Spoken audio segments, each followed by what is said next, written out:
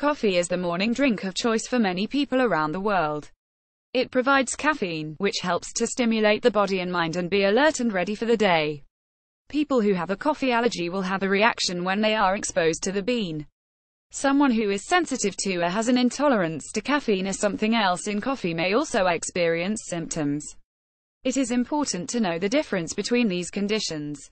Doctors can help people with suspected allergies or sensitivities to coffee find a solution to their specific problems.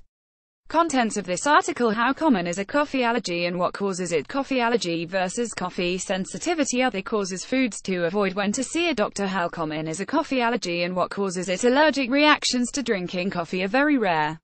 According to a study posted to International Archives of Allergy and Immunology, the dust from green coffee beans causes an allergic reaction in some of those who work with the beans.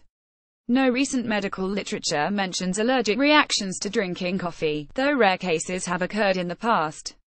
An allergic reaction caused by food, such as coffee beans, is actually due to an immune system response. The immune system recognizes compounds in the cells of coffee as invaders. The immune system then responds to coffee in a similar way to how it would respond to pathogens, such as bacteria and viruses.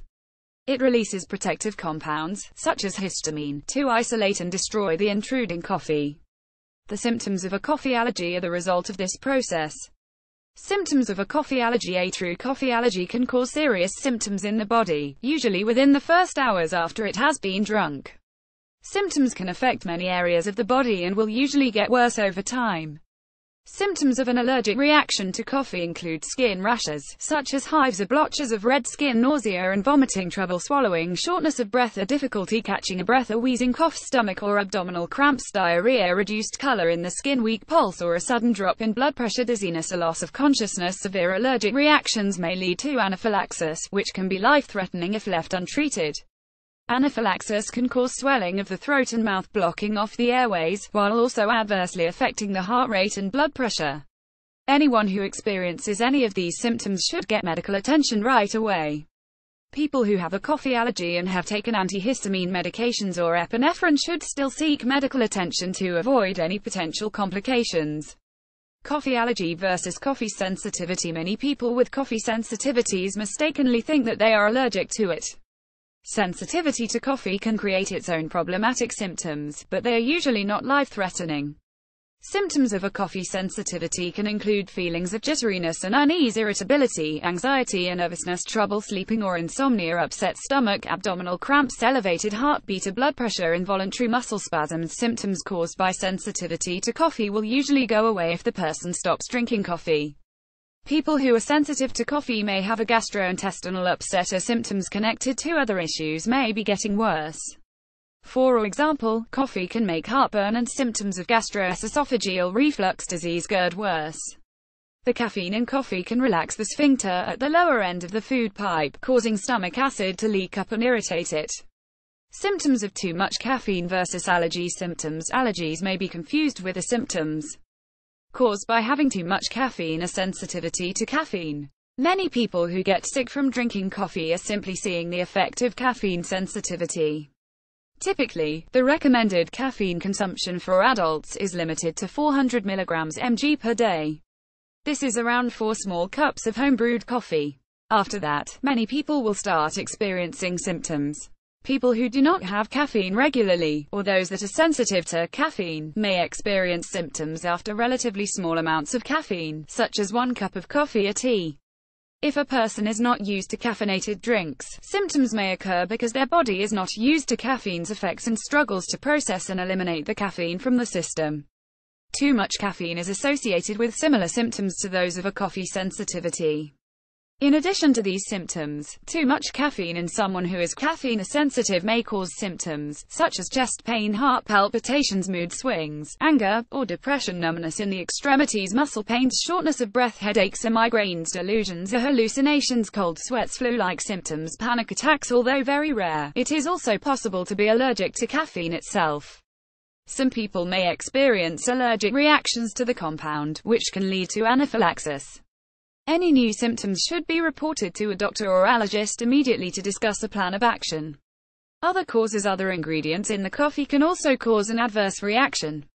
Coffee beans contain many different substances that may cause a reaction in some people. For example, the beans may have come into contact with pesticides or chemicals during their growing and transportation. Any of these factors could potentially cause an allergic reaction or intolerance in certain people. People who drink coffee with milk or cream may be having a reaction to dairy. Heavily sweetened beverages may cause a reaction to sugar. Flavored syrups can also contain many other ingredients, which could be the culprit behind allergy or intolerance symptoms.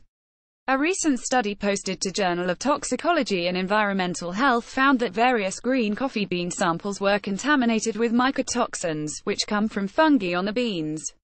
These toxins may survive the roasting process and be present in coffee, causing an allergic reaction. Researchers noted that mycotoxin exposure is a health concern. Further studies will need to look into ways to limit exposure to these toxins. It may help anyone who is uncertain about their allergies or sensitivities to keep a food journal, logging what they eat and drink and how they feel throughout each day. Over time, this journal can help people work out which foods to avoid. Foods to avoid. People who have a reaction to coffee need to avoid the bean in all of its forms. This includes drinking it, eating it, or being exposed to the beans before roasting. People with sensitivity to caffeine need to avoid consuming the compound. Caffeine is found in coffee. Various teas including black, green, oolong, pure, and white tea, energy drinks, some soft drinks and soda, some workout bars or meal bars, cocoa, chocolate, decaf coffee or tea may still contain a small amount of caffeine. In a person who is highly sensitive to it, this may be enough to cause a reaction. Anyone with severe caffeine sensitivity will need to check labels carefully. Caffeine is added to many products, such as candy, gum, and even vitamins. Some pain treatment medications also have caffeine in them. These must be avoided, and a doctor should be told of caffeine sensitivity before any medication is prescribed. Coffee substitutes. For those who are allergic or intolerant to coffee itself, some teas might be a good alternative. Tea leaves have less caffeine than coffee beans, but can still be a source of energy in the morning. If a person enjoys coffee but caffeine upsets their system, there are alternatives made from chicory or roasted grains that can satisfy their morning habit and provide the same roasted flavor as a cup of coffee. Non-caffeinated herbal teas of any kind can replace coffee for many people. When to see a doctor. Anyone experiencing new symptoms, or symptoms which get worse after drinking coffee, should see a doctor or allergist. They can help by administering tests and checking for any other influential factors. Doctors may recommend an elimination diet, or recommend that someone keep a food journal of everything they eat and drink and records how they are feeling. Doing so can help identify any reactions that would normally go unnoticed. Many people who experience negative reactions to coffee can work with a doctor or allergist to find a way to alleviate symptoms and avoid allergic or intolerance reactions to coffee.